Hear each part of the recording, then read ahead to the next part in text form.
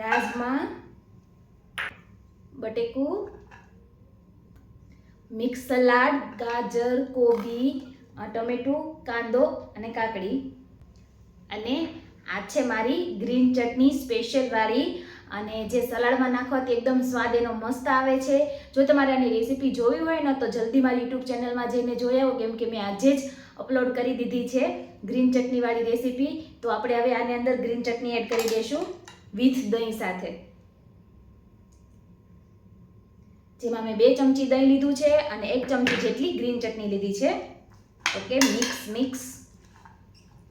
અને આ છે ખજૂર આમલીની ચટણી. ટોટલ ઓપ્શનલ છે, તમારે નો એડ કરવી હોય તો સ્કીપ પણ કરી શકો છો. અને એની સાથે મેં છે ને ચપટી જેટલું મરી પાવડર એડ કર્યો હતો.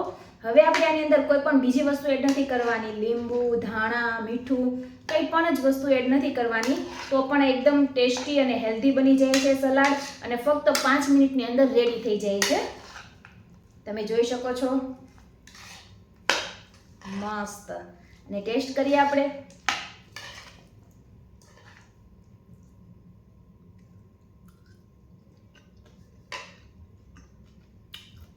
સો ગુડ. તમે પણ જલ્દી ટ્રાય કરો, ફટાફટ જઈને વિડીયો જોઈને. અને તમે પણ આવું હેલ્ધી સલાડ ખાઈને સારો એવો વજન ઘટાડો.